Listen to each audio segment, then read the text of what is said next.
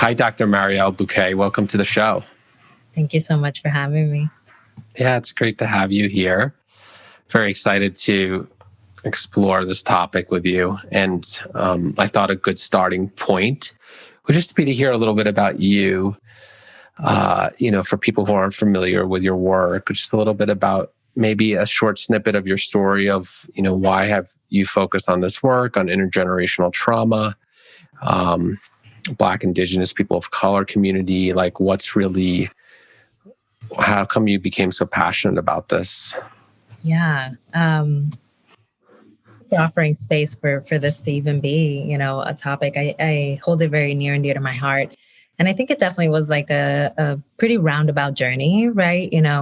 I definitely come from the trauma world in the therapeutic realm. The work that I stumbled upon by way of my training was work that was very trauma-centered by way of the population that we served. So the individuals that we served at the hospital where I received most of my training was a population that had, for the most part, some sort of complex trauma. So in our clinical team meetings, there was always some sort of an identification of a history of trauma that had multiple layers, and that those multiple layers extended beyond that person into generations before them. And we started seeing so many commonalities too that were held within the community itself. And I don't know if anyone was explicitly connecting the dots, right? Explicitly saying, hey, this is collective trauma. This is historical trauma. This is what's happening as a result of it. What we're seeing is a trauma response that's layered. And, and thinking more and more about this and more about how do we then produce healing that can be profound and generational and can actually tap into the multiple ways that this person has come into this trauma landscape? I started getting more and more curious about the full picture, right? And understanding it. And the individuals that we serve are 95% Black and Indigenous people of color, BIPOCs. And so we needed to see what the common thread was. I felt like I needed to see what that thread was, especially, because I think there were many stories that I heard from clinicians where we were helping, but we also felt like our hands were tied. And I felt like more needed to be done for a community that I hold dear to my heart, not only because I'm a part of this community, but also because it's a community that I deeply seek to help and to serve. And so my wish has always been to serve in the best way, right? In the best way that I know how, which has definitely landed me at this area of intergenerational trauma and understanding that the trauma that is carried within the community is one that has multiple veins, and that the approach needs to be multidimensional as well. And thank you for that. And I wonder, as you went down the rabbit hole of learning about intergenerational trauma and layered trauma, and then bringing that into the community of folks that you work with, how would you say that the being informed around intergenerational trauma shifts your approach with folks? Mm-hmm. Well, it definitely makes it so that my approach has a very didactic orientation, for sure. I believe in the knowledge being placed in the hands, hearts, and minds of the people, and that this information that has been kept from us for so long, right, and kept from public knowledge, because we also keep a lot of this information in the ivory tower and don't necessarily expend that knowledge forward into the communities that could really benefit from that knowledge.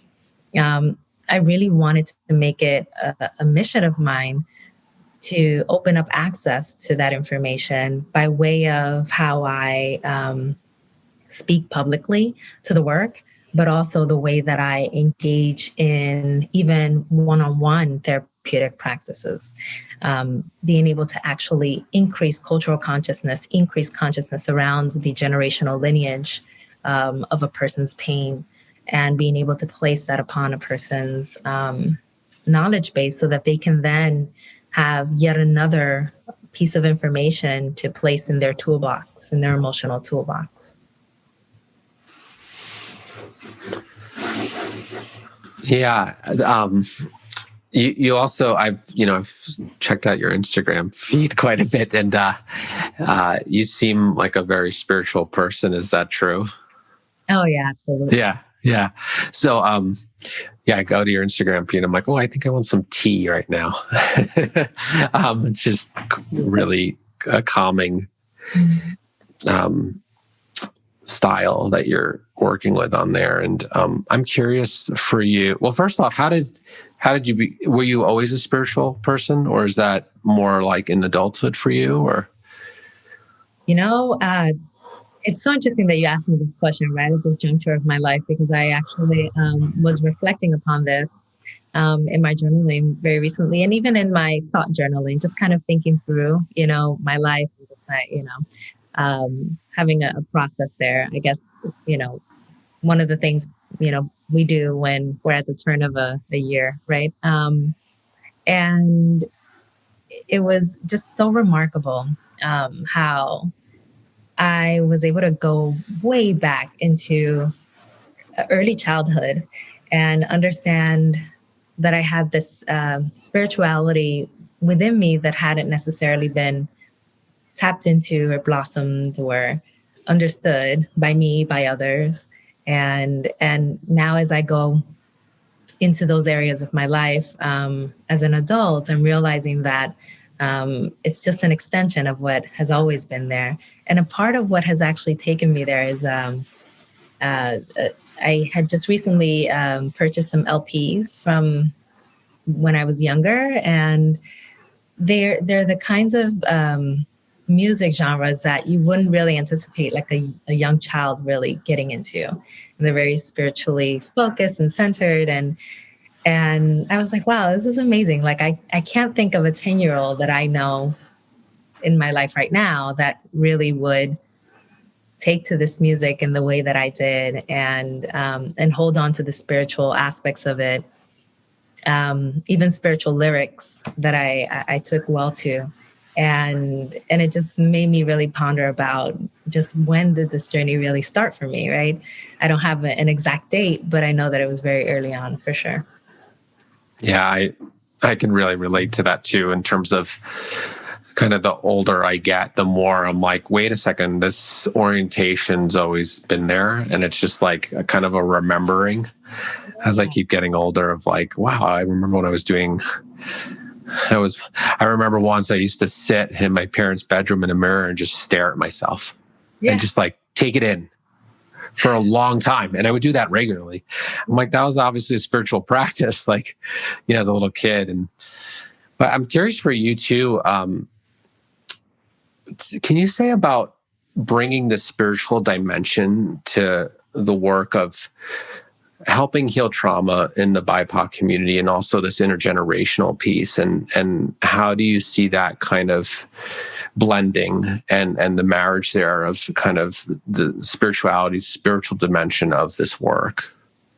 Yeah. Well, I think what works to our benefit is the fact that there have been people that have been working in this realm of this work in the spiritual realm, and trying to ascribe, some sense of spirituality to the work itself, that have done some of the work in the academic scientific realm, right? And have been it more, kind of like these outliers, I guess, in our field, right? So we already have like numerous studies that really kind of speak to the ways in which spirituality and Afro-centered practices in therapy act as a protective factor, especially against like some of the markers of trauma, racialized trauma in particular, but just trauma overall.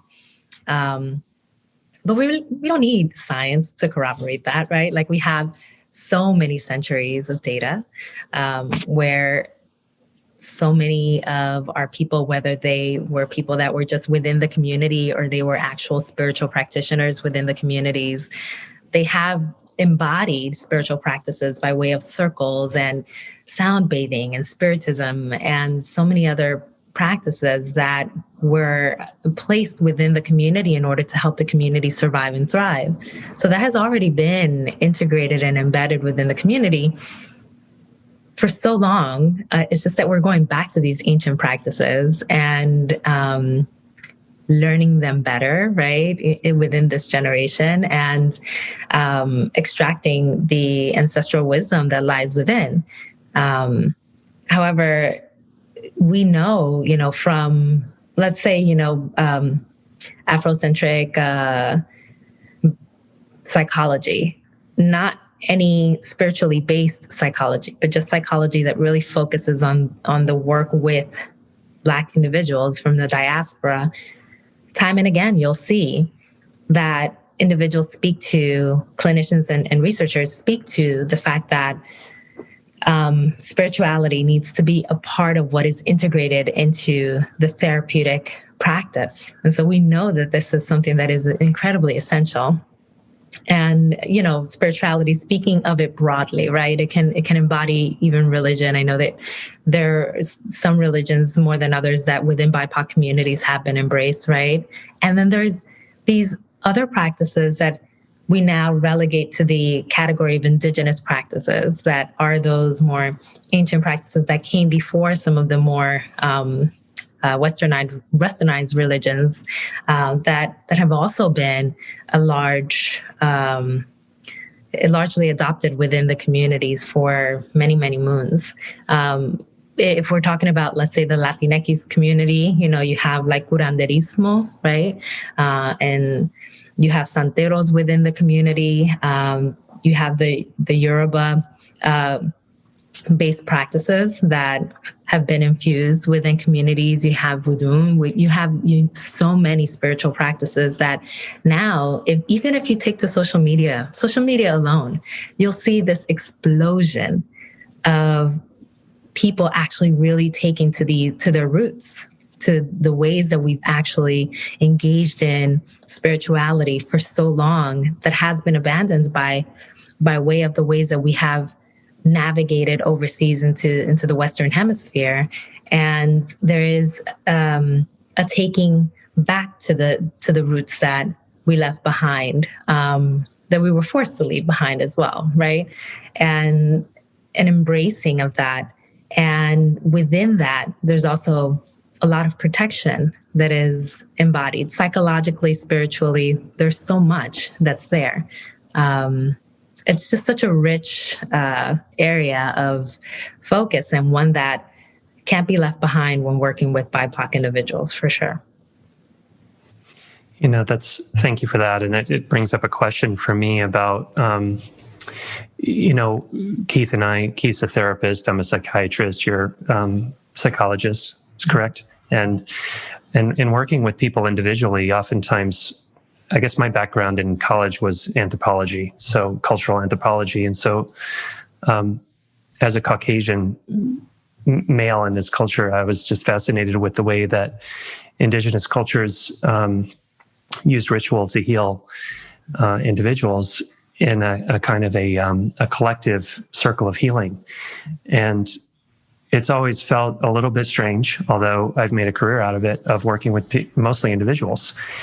And the sort of the healer, the client, but I haven't, in my own healing work, I've done a lot of work with in circles where I've experienced healing and experienced the healing of the group. But I'm wondering how you relate to this question, this interesting phenomenon of which I think is kind of a child of Western psychology, or maybe European psychology, of working where individual healers working with an individual, as opposed to having a more community experience of healing. Wow, I really love that question. And it brings me into the experiences that I've had of being in the therapeutic space, feeling limited, feeling like I want to outreach out into this person's world, into the multiple systems that they're a part of, right?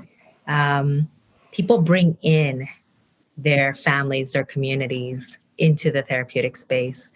I had one client that I worked with for many years. And I remember I was still in supervision at that time in my training.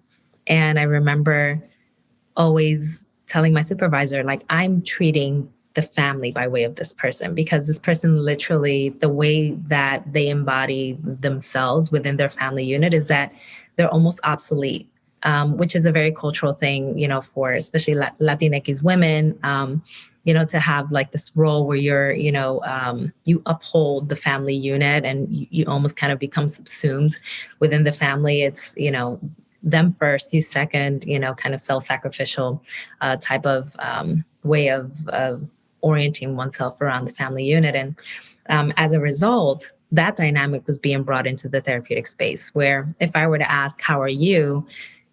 I would never really get a direct answer about the individual themselves, but more so about the entire family unit. They would literally go through every single family member, and it was 3 generations living in one home.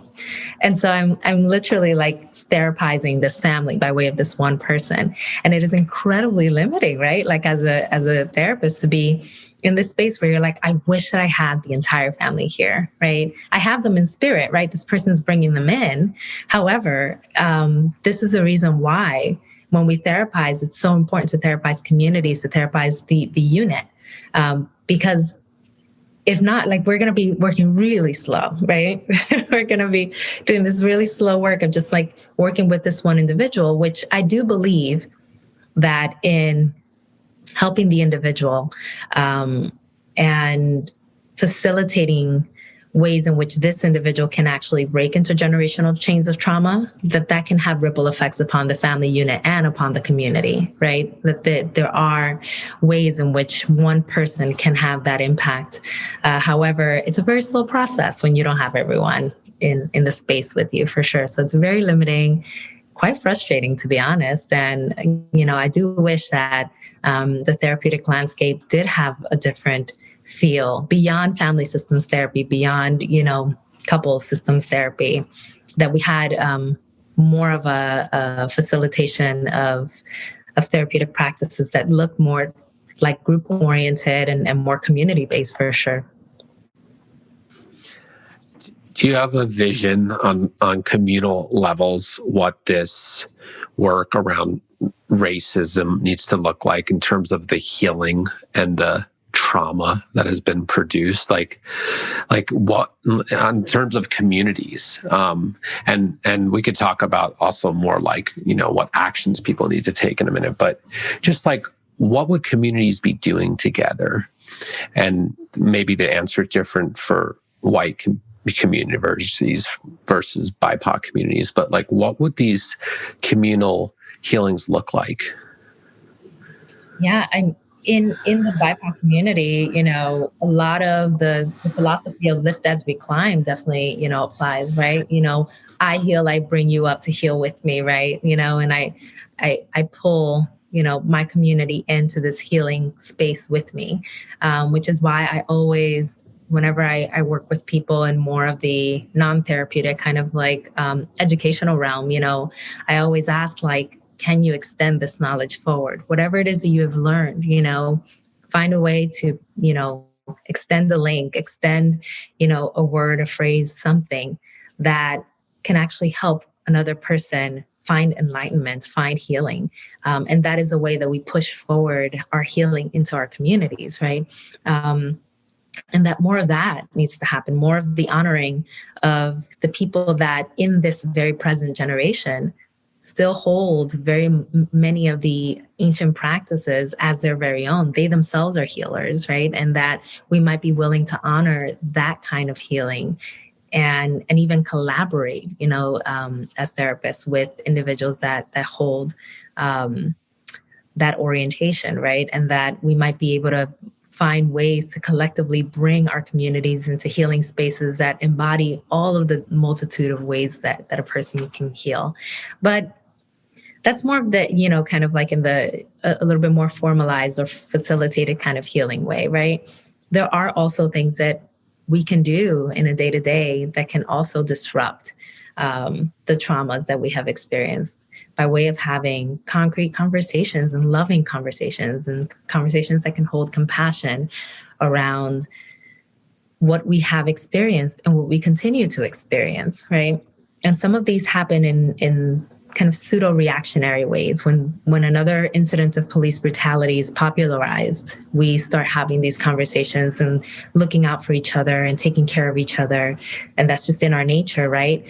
However, it probably needs to be something that we do on a daily basis, because our energies are assailed on a daily basis by way of the lived experiences that we have. And so if we could have healing that could be like propagated, like a million times over, I think that in whatever way that a person feels like healing can take place, if it's a conversation, if it's a simple gesture, if it's a hug, anything, an affirmation, right? Knowledge. There's so many ways that we can heal as a community that are valid and necessary. And so, it's about just kind of keeping the idea of healing at the fore. I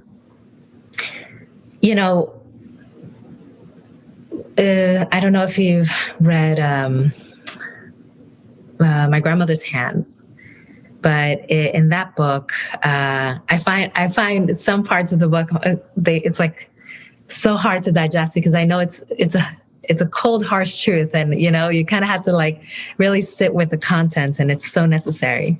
But the author, Resmaa Menakem, I hope I'm saying his name correctly. He explains that that there are ways in which the white body has experienced trauma through the ages as well, and that those traumas are in part what imposes trauma upon other racialized beings. And so 100% there needs to be healing that needs to happen within white communities as well.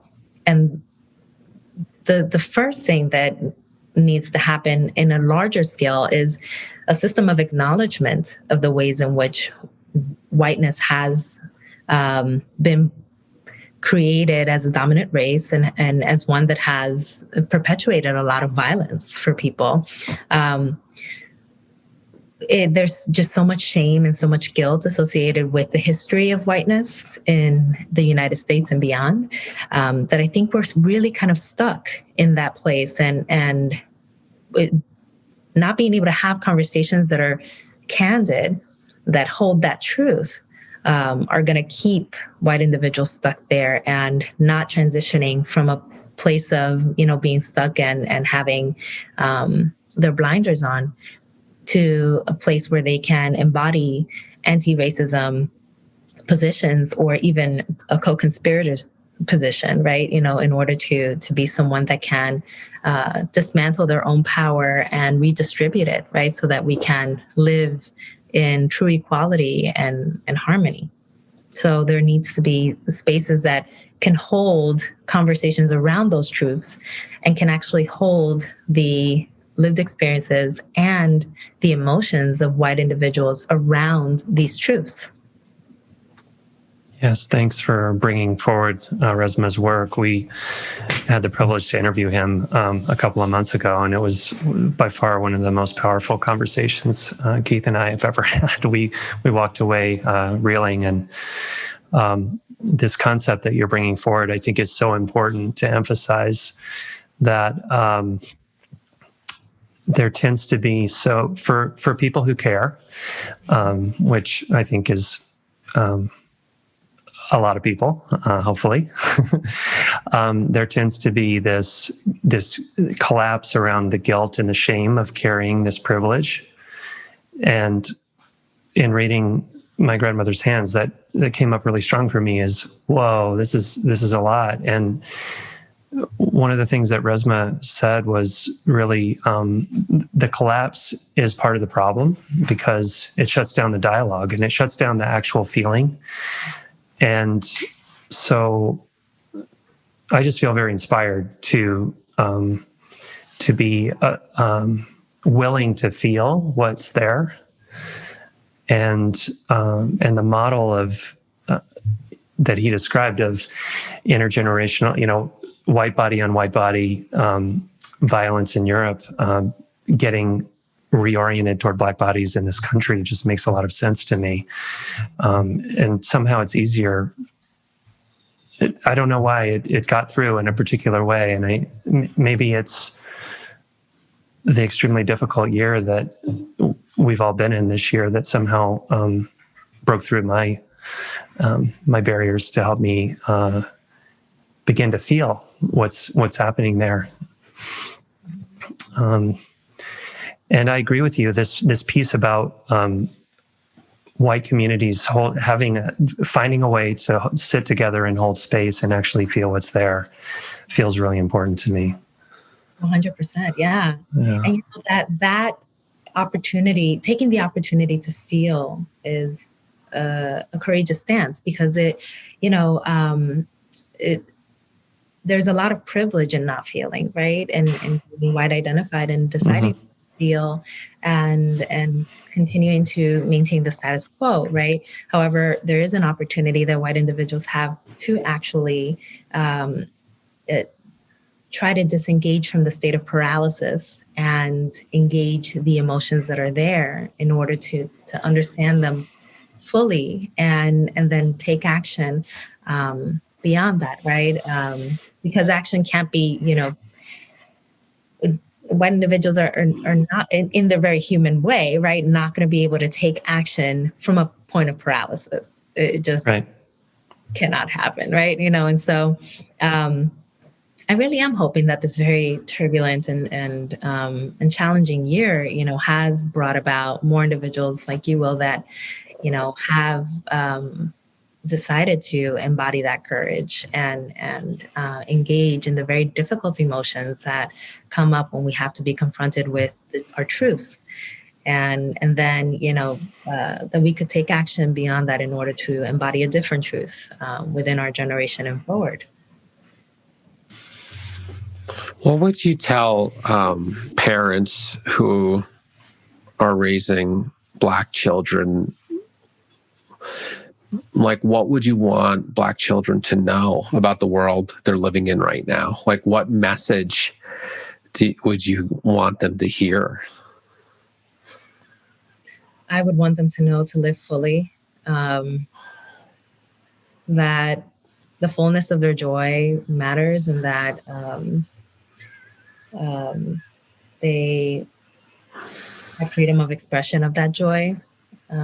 Many things have been taken away from us by way of being relegated to an oppressed population, or a population that continues to experience multiple forms of oppression. However, our joy is something that has been sustained, and that I hope that can be a message that, by way of modeling and by way of actually telling, we can help our children to also embody that joy.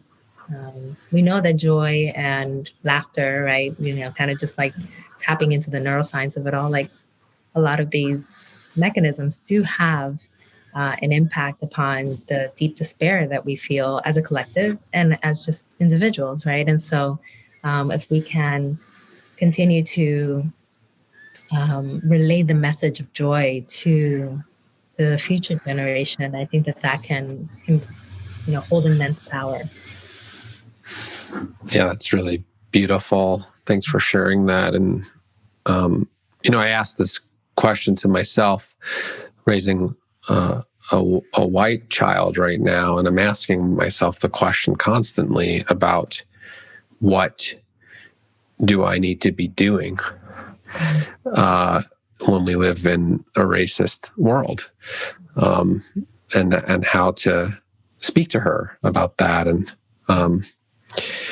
Yeah. And so I guess conversely, I'm wondering, like, what would you want white children to know? What would you tell them about the world they live in and about racism specifically?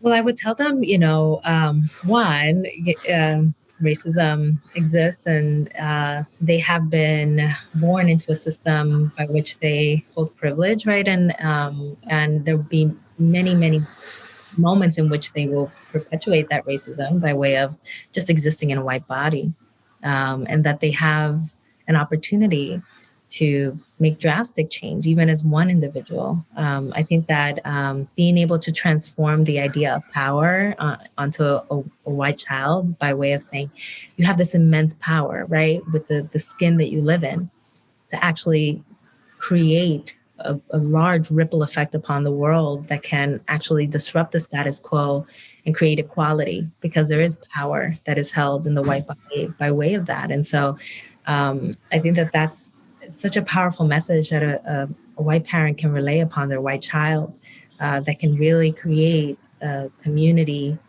a future community that can dialogue differently with one another and create a different world than what we experience in the present. Yeah, thanks.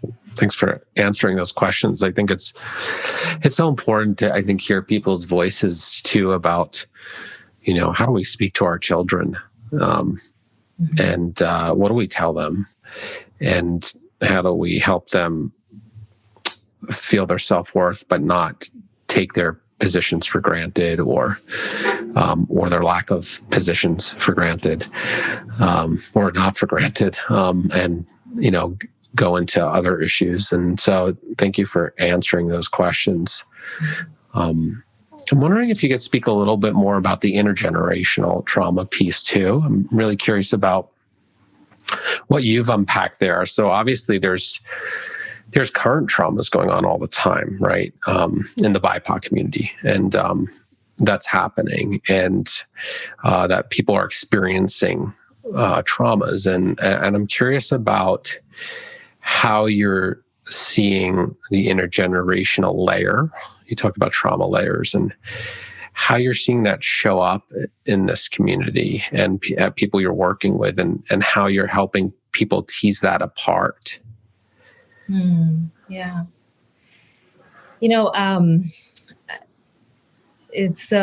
I think it's always important, to start off by just very briefly, delineating like the markers of intergenerational trauma, because I think there's a lot of people that probably are like, what, Yeah. new thing, kind of what is that? And really, one can even apply like this concept of nature nurture to intergenerational trauma, right? Like we have on one side the biological markers of like gene expressions that have been, transmuted by way of like an overproduction or an underproduction of a stress hormone, which is in direct correlation with there being chronic experiences of stress, right? Heightened stress, or the experiences of one's life being in danger in some aspect or another. And then, you have the nurture piece, which is, more of the social factors that a person tends to experience more so within their lifespan. And I must say, the biological markers, we do know that in part, gene expressions get handed down in utero by way of the mother to the child. And so there is already the development of a predisposition for there to be a heightened vulnerability, a biological vulnerability to stress. And then we have this, this nurture piece where there's so much that's happening in that realm, right? A child comes into the world and, you have a Black child that has to be given the talk. And that talk is already a very traumatizing experience that is incredibly necessary for the sake of the survival of Black individuals. You have to tell your child, hey, this world looks like this, right? It's a world that has perceives you as a threat. Even you being a child believes that you are up to no good, that you have, that you can be dangerous. And as a result, you will have the likelihood of more experiences that will be marked by these stereotypes. And for a child, especially a child that, hasn't even entered, let's say, adolescence and needs to be given the talk without even having developed abstract thinking or the capacity to really make sense of this, as one would as an adult. It is a very traumatizing experience. And it's one that, a young mind has to make sense of. The same goes for, experiences that person might have into their more adult years, right? Where now they are making sense of these experiences. They know what's happening. However, the experiences continue to happen on a chronic basis, and they continue to have multiple experiences of discrimination, of microaggressions, of macroaggressions, and the experiences of living in food deserts, the experiences of being relegated to specific stereotypes. And every time one steps into a room or opens one's mouth, there is this perception that white individuals will have of you, no matter how you present. And so all of this is a part of chronic trauma that is racialized. And then we have something else that, is along the realm of like the more nurture piece, which is the more of the modeling that exists, or the ways that we have decided to embody trauma responses, and we all see each other modeling that, right, for survival's sake, and then we all kind of emulate it, and then there's this like collective trauma response that's kind of permeating throughout communities.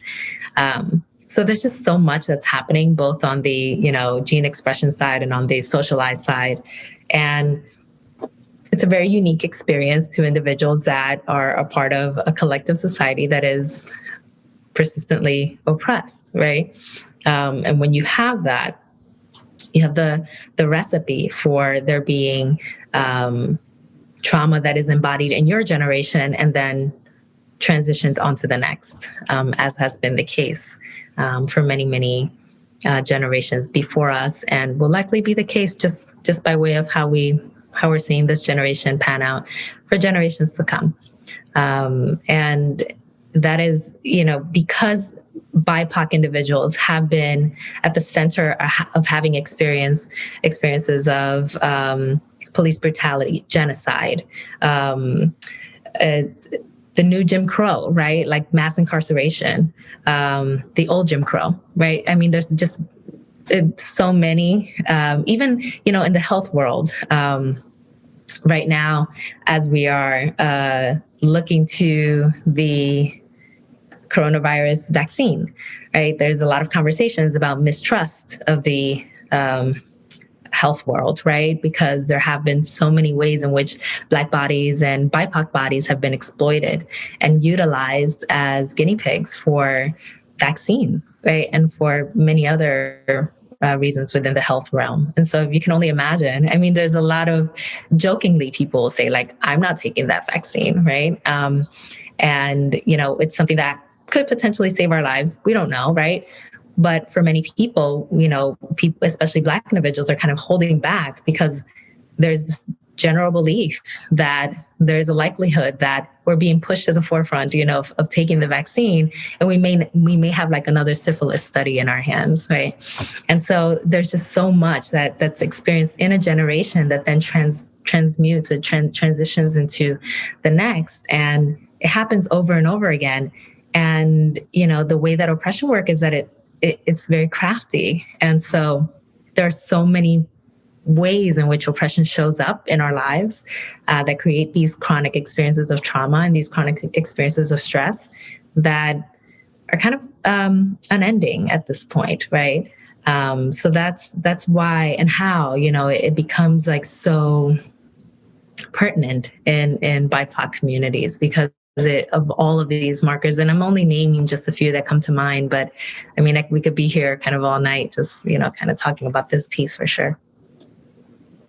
Right. We could talk about ACE studies and chronic medical disease that are diseases of stress and trauma, like diabetes and hypertension and things that are seen in very high levels in African-American community, and even just how the ratios of how people are dying from the coronavirus cuts across these lines that we're talking about. Right. So many layers. Yeah. Absolutely. Yeah. Absolutely. Yeah. Important. Do you feel like, Mariel, like, so the work, the intergenerational trauma work in the field of psychology, in terms of the application of intergenerational trauma work, is fairly new. Like, there's not been a lot of modalities developed around how do you work with intergenerational trauma in the field of psychology. There's been just a lot of more generalized trauma modalities been developed, and I'm curious. And you don't have to answer this. Have you done personal work around intergenerational trauma? You don't have to go deep into that, but yeah. So I do work around intergenerational trauma for sure, because I see it as really pertinent and important. And right now I think it's prudent and ethical, right? To stick to what we know, and also to bring in the practices that have been held within the community as well, right? Because we understand those two work as well. But it is tricky when we understand that there is this whole realm of trauma work that is so new, as others have been in the past, and we're attempting to figure our way through it in the most ethical and sound and clinically efficacious way, right? And so trying to tie in all those pieces is important and challenging at the same time when you have an approach that it is novel, and many of us are attempting to piece all the multiple pieces of what we know together to create a larger construct of intergenerational trauma work, right? Yeah, and so my only personal experience of intergenerational trauma work is as a Jewish male, and I happened to just had a history of very complex trauma, and it turned out that one of the biggest healings for me was diving into Holocaust material and finding my way and creating my way with how do you work with the idea that potentially I have, intergenerational trauma from the Holocaust, and just finding my way around that.